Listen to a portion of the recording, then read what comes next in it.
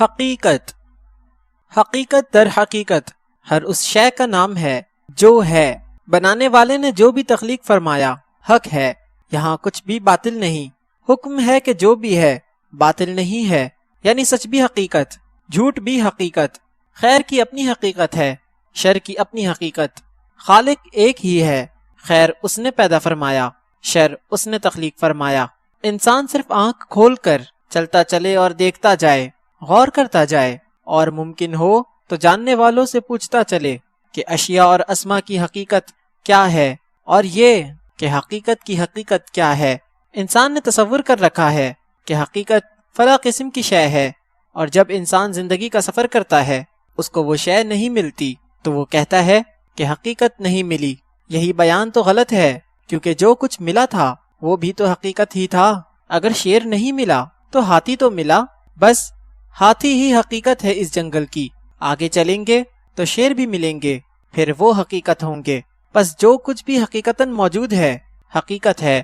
اس سارے مشاہدے میں مشکل صرف ایک ہے کہ ہمارا انداز نظر اکثر غلط ہوتا ہے.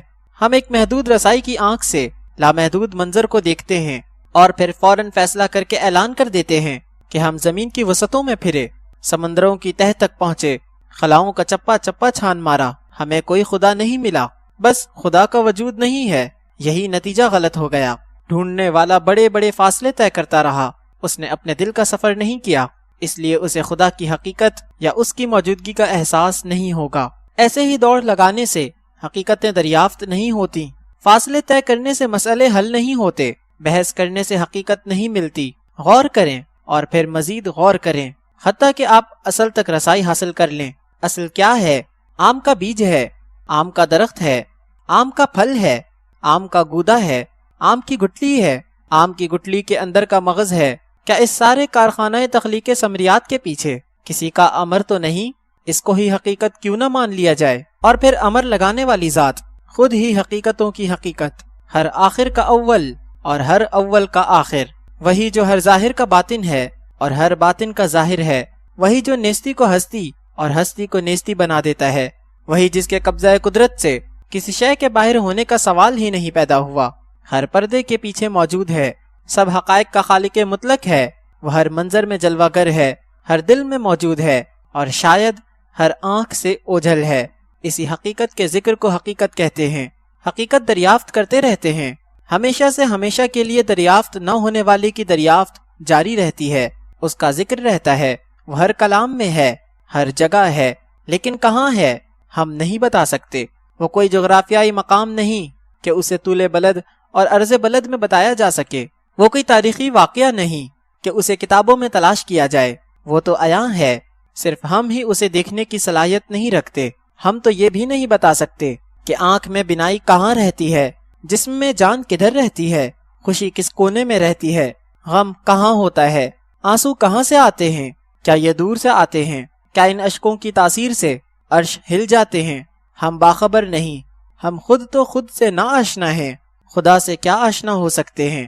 ویسے بھی خدا سے آشنائی ممکن ہی نہیں جب تک وہ خود آشنائے راز نہ کر دے. آج تک تو ایسے ہی ہوتا رہا ہے کہ وہ خود ہی کسی نامعلوم لمحے میں پردے کے پیچھے سے پکارتا ہے، ٹھہرو میں تمہارا رب ہوں. یہ تمہارے پاس میں کیا ہے؟ عصا، اسے پھینک دو اور دیکھو. بس اس نے خود ہی نامزد فرما دیا. پیغمبر، اس کا پیغام لانے والا، وہ آشنائی عطا کرتا ہے. انسان خود کیا کر سکتا ہے؟ وہ خود کلام کرتا ہے، خود جلوے عطا فرماتے ہیں، خود ہی مرتبہ دیتا ہے، بیان کی طاقتیں دیتا ہے، اور کبھی کبھی تو حقیقت آشنا کر کے گویائی کی طاقت سلب کر لیتا ہے. کتنے حقیقت شناس خاموش چلتے پھرتے ہیں، وہ جانتے ہیں، بتا نہیں سکتے، اور جو لوگ بتا سکتے ہیں شاید جان نہیں پاتے. حقیقت کا متلاشی عزم کا پیکر کرتا ہے. وہ جانتا ہے کہ بلند پہاڑوں اور گہرے سمندروں کا سفر کوئی آسان کام نہیں، بس ہمت، یقین اور زبردست امید کی ضرورت ہے. مایوسی اس راستے کا سب سے بڑا راہزن ہے. کتنے کتنے قافلے لٹ گئے اس راہ میں، بس مایوس ہو گئے، واپس آ گئے کہ حقیقت کچھ نہیں. یہ بڑے فضل کی بات ہے کہ حقیقتوں والا خود ہی حقیقت سے پردہ ہٹائے، ورنہ انسانی عقل اور انسانی دل پر غفلت کا پردہ رہتا ہے، نفس کا پردہ، غرور کا پردہ، لالچ و خود پسندی کا پردہ، انا کا پردہ، دولت کا پردہ، شہرت کے حصول کی ہوس کا پردہ، پردہ ہی پردہ، جہالت و ظلم کا پردہ، علم والا مشہور ہونے کی غلط فہمیوں کا پردہ۔ حقیقت کہاں سے نظر آئے گی؟ نگاہ میں ناپاک، ناروا اور نامحرم مناظر ہوں تو ایسی بدبخت آنکھ حقیقتوں کو کیا دریافت کرے گی؟ جنس پرستی کے بھوکے شکاری حقیقت کے پجاری نہیں بن سکتے۔ حقیقت کی تلاش کرنے والا خود حقیقت نہ بنے تو بات نہیں بنتی۔ انسان ایک خاموش روشن آئینہ بن جائے تو حقیقت نقاب اور حجاب سے باہر نکل کر آئینے کے روبرو ہو جاتی ہے۔ بس آئینہ سیکل ہونا چاہیے۔ یہ دل کا آئینہ ہے جو اس کے ذکر سے سیکل ہوتا ہے، اور پھر ایک دن، کسی سماعت، کسی لمحے کے لیے چکا چوند حقیقت کا جلوہ، بلکہ جلوے کا عکس، اور پھر عکس کا جلوہ گری کر جاتا ہے۔ سدھ بدھ، ہوش و حواس غائب، بس جلوہ حاضر اور بندہ غائب، اور جب بندہ حاضر ہوتا ہے جلوہ غائب ہو چکا ہوتا ہے، اور پھر وہی عام روشنی، وہ عام منظر سے منظر غائب ہو گیا، جان میں سے جان نکل گئی، اور پھر جلوہ آشنائی کے بعد جلوے کی تلاش شروع ہو گئی۔ پہلے مائل بکرم وہ ہوا، پیار کا آغاز اس نے کیا، اس نے اپنا بنایا، اس نے اپنا جلوہ دکھایا، اب وہی روپوش ہو گیا۔ اب ہم اس کی تلاش میں ہیں۔ اب تلاش کرنے والا پوچھتا ہے ہر جانے والے سے کہ کہاں رہتا ہے جلووں والا، کیا مقام ہے اس کے قیام کا؟ خانہ کعبہ میں تو غلاف کعبہ ہے، مکان ہے، مکین کہاں ہے؟ وہ کہیں آس پاس ہے، سامنے نہیں ہے۔ ہم اس کی آہٹیں سن رہے ہیں لیکن وہ ابھی تک آیا نہیں، شاید وہ کبھی نہیں آئے گا۔ نہیں، ایسے نہیں ہے۔ میں نے پہلے کہا کہ عزم کا راہی مایوس نہیں ہوتا، شاید یقین بھی اس کا ہی جلوہ ہے، امید اس کی ہی جھلک ہے، اور خاموشی ہی اچھی ہے، لیکن بات کو روکنا نہیں چاہیے، اور اس کا محبوب صلی اللہ علیہ وآلہ وسلم ہی اس کا دیدار ہے۔